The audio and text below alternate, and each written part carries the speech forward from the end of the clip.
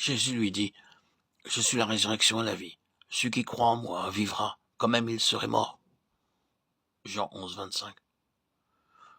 Le chapitre 11 de l'évangile de Jean nous révèle comment le Seigneur Jésus donne la vie à quelqu'un qui est mort.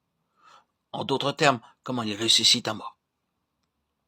Il avait le pouvoir de ressusciter un mort. Et il fut le moyen par lequel un homme mort ressuscita.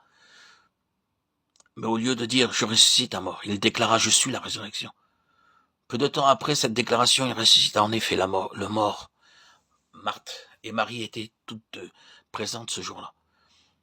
En considérant leur situation, il lui semblait plus approprié que le Seigneur Jésus leur dise « Ne vous inquiétez pas au sujet de votre frère qui est mort, car je peux le relever de la mort. » Nous aimons entendre de telles paroles. Nous aimons que Dieu fasse toujours plus pour nous, et nous l'espérons.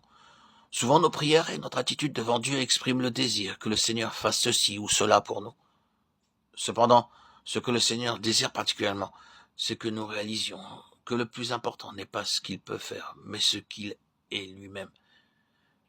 Car ce qu'il fait a pour fondement ce qu'il est. Considérons Marthe.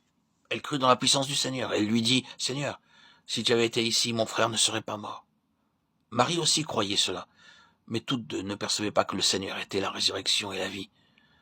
Puissons-nous comprendre que tout ce que Dieu peut faire est le résultat de ce qu'il est. Nous ne recevons pas la puissance de Dieu parce que nous ne le connaissons pas tel qu'il est. Or, sans la foi, il est impossible de lui plaire. Celui qui s'approche de Dieu doit croire qu'il existe et qu'il récompense ceux qui le cherchent. Hébreux 11, 6. Une autre traduction donne ceci. Celui qui vient vers Dieu doit croire qu'il est.